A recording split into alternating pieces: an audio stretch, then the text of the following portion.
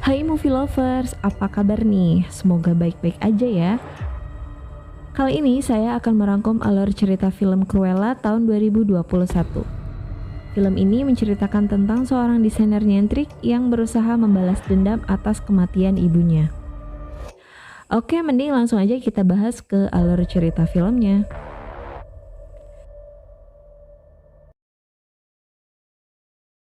Film diawali dengan memperlihatkan seorang anak yang baru lahir dan diberi nama Estella. Ia terlahir berbeda dengan anak-anak lainnya. Estella juga sering bersikap kasar bahkan pada ibunya sendiri. Saat Estella mulai bersekolah, kondisi fisiknya yang berbeda membuatnya menjadi sasaran pembulian teman-temannya. Dan tentu saja Estella melawan pembulian itu. Suatu hari saat beberapa anak melemparnya ke tempat sampah, Estella menemukan seekor anak anjing yang kemudian ia adopsi dan diberi nama Buddy. Estella selalu membalas anak-anak yang membulinya. Hal ini membuatnya ia dikeluarkan di sekolahnya. Ibu Estella membawanya menuju London untuk memulai kehidupan baru. Di perjalanan, Estella mengajak ibunya untuk mampir di Taman Regent. Ibunya setuju dan dia berencana untuk bersantai di sana bersama Estella sambil minum teh dan membuat rencana kehidupan mereka di London. Estella menjadi sangat senang. Ia berjanji tidak akan membuat masalah lagi. Estella dan ibunya kemudian mampir di Aula Hellman untuk menemui teman ibu Estella. Ibunya ingin meminta sedikit bantuan untuk kehidupan mereka di London nanti. Sebelum turun dari mobil, ibu Estella menitipkan kalungnya yang merupakan pusaka keluarga pada Estella dan menyuruhnya untuk menunggu di mobil dengan memakai topi agar tidak menarik perhatian. Namun, Estella yang penasaran melanggar janjinya.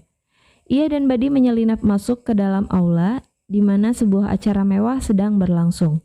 Dan tiba-tiba Buddy berlari sehingga Estella ketahuan. Sementara ibunya sedang berbicara pada seseorang di halaman. Anjing penjaga di sana mengejar Estella dan juga Buddy hingga ke halaman.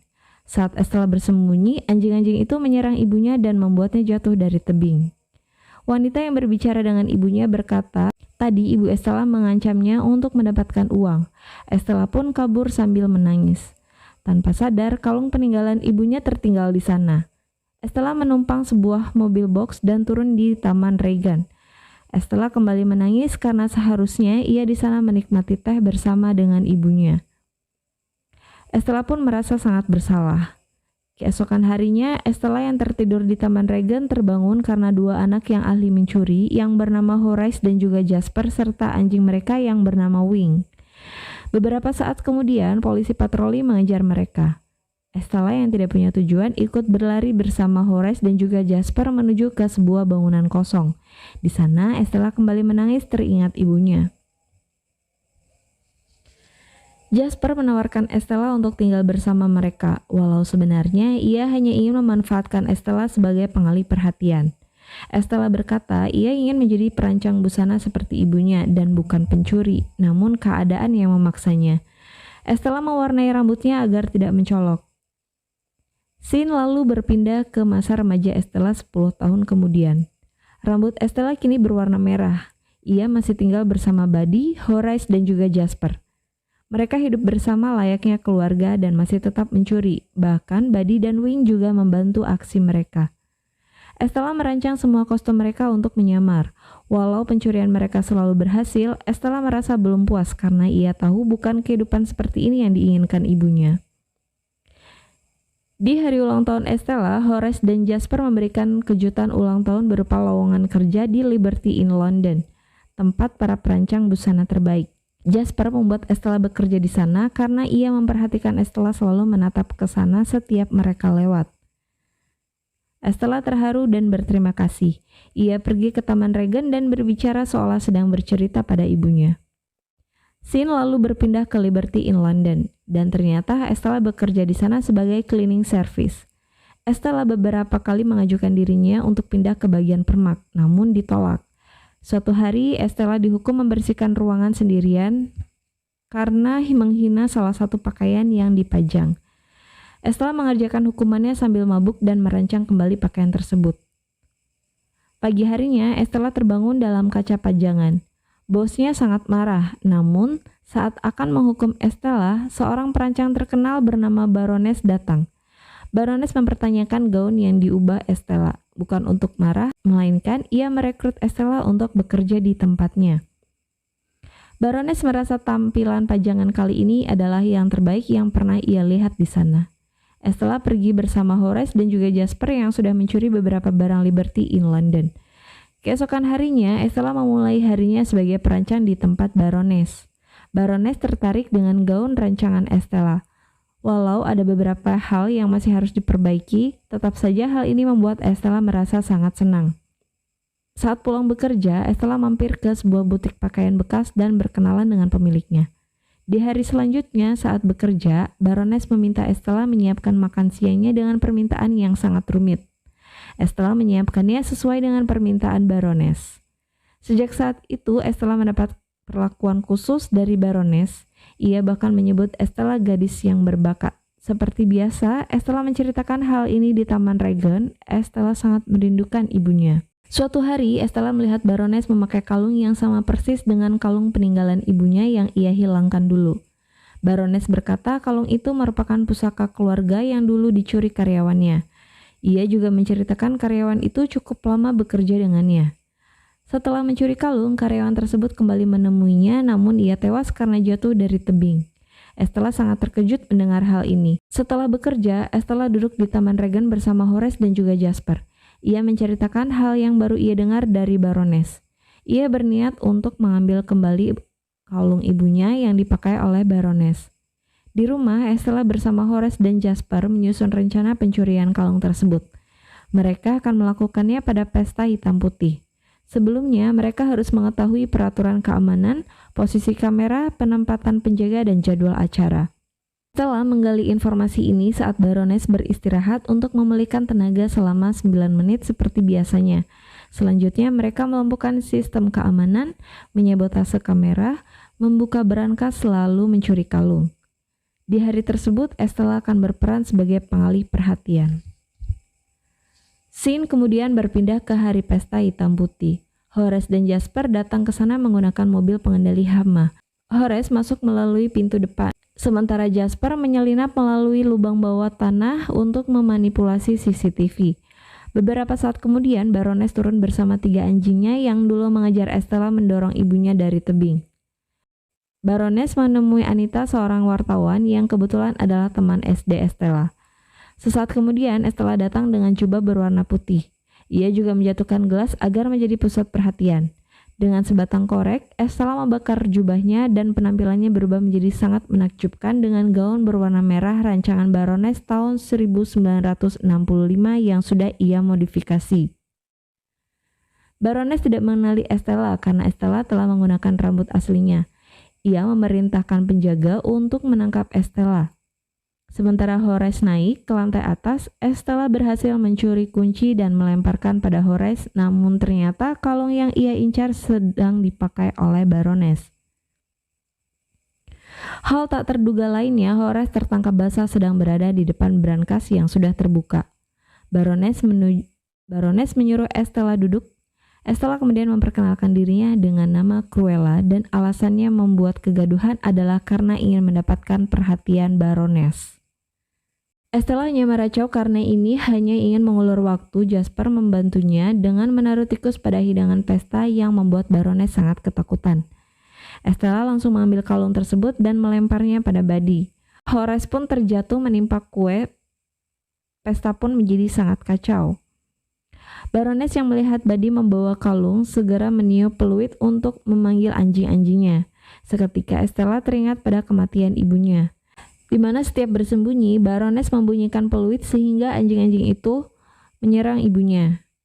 Estella dan kawan-kawan segera kabur dengan mobil curian. Namun sayangnya kalung yang diincar sudah ditelan oleh salah satu anjing Baroness. Di tengah jalan, Estella turun dari mobil dan menceritakan bahwa Baroness yang membunuh ibunya.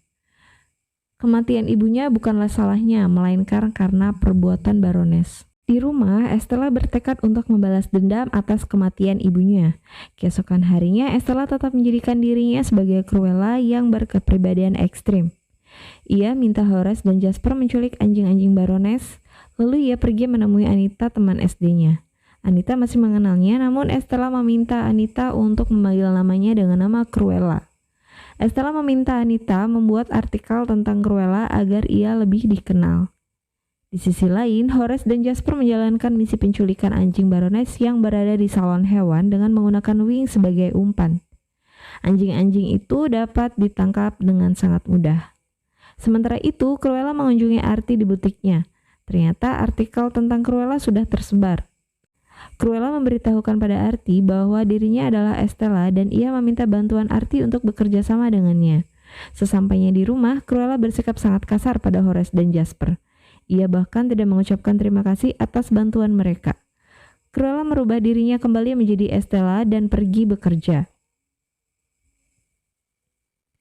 Ia bertekad akan merenggut hal-hal yang dicintai Baroness, menjatuhkan bisnis, kehormatan, dan kepercayaan dirinya. Scene lalu berpindah ke pesta di London.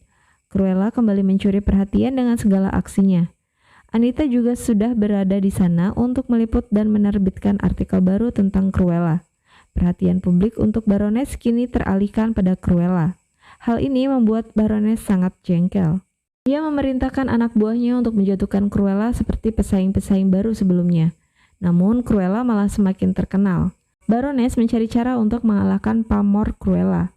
Pada saat jam makan siang di kantor, Estella tiba-tiba diseret ke ruangan Baroness karena ia mendesain gaun tanpa sepengetahuan Baroness. Baroness mengambil karyanya dan menggunakannya sebagai karya khasnya yang baru. Estella pun hanya bisa terdiam. Kini sejak kehadiran Cruella, penjualan produk-produk Baroness semakin sepi peminat. Cruella selalu muncul di acara Baroness dengan kostumnya yang menarik perhatian. Baroness semakin geram karenanya. Ia memecat pengacara pribadinya karena tidak punya cara untuk membicarakan Cruella. Baroness mendatangi Anita untuk menyelidiki identitas Cruella. Namun tentu saja Anita menolak memberi informasi. Di kantornya, Estella masih membuat gaun permintaan Baroness hingga lembur. Keesokan harinya, gaun tersebut selesai dan semua orang terpukau termasuk Baroness. Namun Baroness membanggakan gaun tersebut sebagai karyanya. Baroness mengajak Estella minum dan menasehati Estella untuk tidak memperdulikan orang lain karena akan menghambat jalan hidupnya.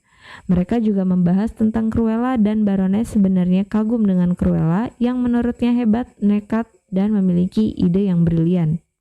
Tapi sayangnya Cruella membuatnya harus memilih dirinya sendiri atau Cruella, dan tentu saja Baroness memilih eksistensi dirinya sendiri. Pada malam harinya, Horace dan Jasper menyelinap ke kantor Baroness, walau sejujurnya Jasper mulai muak dengan sikap Cruella. Ia tetap membantunya. Mereka tidak mencuri apa-apa, hanya sengaja datang untuk mengganggu Baroness. Besoknya, Baroness memindahkan gaun-gaunnya ke sebuah brankas agar tidak bisa dicuri oleh siapapun. Saat berada di rumah, Jasper berkata pada Cruella bahwa ia merindukan Estella. Menurut Cruella, Cruella dapat menyelesaikan masalah, sedangkan Estella sebaliknya. Anjing-anjing Baroness bahkan patuh pada Cruella. Singkat cerita, acara fashion show gaun rancangan Baroness akan segera dimulai. Ia meminta anak buahnya untuk mengurung Estella di ruangannya saat acara nanti. Beberapa saat kemudian, anak buahnya yang lain datang memberitahukan bahwa brankas berisi gaunnya tidak bisa dibuka. Sementara para tamu undangan dan media sudah berdatangan. Ketika brankas berhasil dibuka, ribuan kupu-kupu keluar dari sana. Ternyata hiasan pada gaun buatan Estella bukanlah manik-manik, melainkan ribuan kepompong. Semua hadirin berlarian keluar, di mana di sana telah diadakan konser buatan Cruella CS yang menampilkan beberapa busana rancangannya. Cruella menggunakan gaun bermotif Dalmatian seperti kulit anjing Baroness. Baroness yang melihatnya berpikir Cruella membunuh anjing-anjingnya dan membuat mantel dengan kulit mereka. Beberapa saat kemudian, acara mereka bubar karena polisi datang. Saat akan pulang, Horace dan Jasper berbincang tentang perasaan mereka yang kehilangan sosok Estella. Di sisi lain, Cruella yang sedang berada di sebuah kedai menonton berita televisi yang menayangkan acaranya. Beberapa pihak mempertanyakan mantel Dalmatian yang dia gunakan. Mereka khawatir Cruella membunuh binatang demi karyanya. Saat kembali ke rumah, Cruella terkejut mendapati Horace dan Jasper sedang disekap oleh Baroness dan anak buahnya. Baroness berencana memenjarakan Horace dan Jasper atas tuduhan pembunuhan Cruella. Ketika disekap, Cruella menyebutkan pembunuhan ibunya dilakukan oleh Baroness. Baroness membakar rumah mereka dan pergi bersama anjing-anjingnya. Buddy berusaha melepaskan ikatan Cruella dan Cruella yang kehabisan tenaga dapat melihat dengan samar ada seseorang yang datang. Ia kemudian pingsan sementara Horace dan Jasper juga dibawa pergi. Berita kematian Cruella menyebar dengan sangat cepat. Pada keesokan harinya, Cruella terbangun di tempat lain dan terkejut menyadari dirinya masih hidup. Ternyata yang menyelamatkannya adalah John, salah satu anak buah dari Baroness. Dia bahkan mengamankan kalung yang dicari oleh Cruella. Di dalam kalung tersebut ada sebuah kunci untuk membuka box kecil berisi sebuah akta kelahiran yang menunjukkan bahwa Cruella adalah anak kandung dari Baroness. John mulai bercerita di mana seorang lelaki baik bernama Baron memiliki istri yang narsistik dan ia adalah Baroness. Suatu hari Baroness hamil dan ia tidak menginginkan kehamilan ini. Namun Baron sangat senang sampai ia memberi kejutan sebuah kalung pusaka keluarganya. Pada hari kelahiran Cruella, John mendampingi Baroness karena Baron sedang ada urusan bisnis di luar kota. Baroness memanfaatkan kesempatan ini untuk membunuh Cruella. John tidak tega dan ia menyerahkan Cruella pada Catherine, wanita yang selama ini dianggap Cruella ibu kandungnya. Catherine merawat Cruella sementara Baroness berkata pada Baron bahwa anaknya telah meninggal. Karena hal ini, Baron menjadi stres dan kondisi kesehatannya semakin melemah hingga ia meninggal dunia. Cruella adalah pewaris sah seluruh kekayaan Baron. Cruella tidak dapat mempercayai hal ini dan kenyataan bahwa Baroness adalah ibu kandung yang membunuh ibu angkatnya dan berusaha membunuhnya juga. Cruella pergi ke Taman Regan untuk mengadu pada mendiang ibu angkat yang ia sangat cintai. Ia tersadar dulu Catherine sering menahan sifat psikonya karena Catherine takut Estella akan tumbuh seperti ibu kandungnya. Catherine memberinya cinta yang berlimpah agar kehidupan Estella lebih baik lagi. Akan tetapi, Estella yang kini menjadi Cruella tidak bisa kembali lagi pada Estella yang dulu. Ia akan tetap menjadi Cruella brilian yang jahat dan sedikit gila.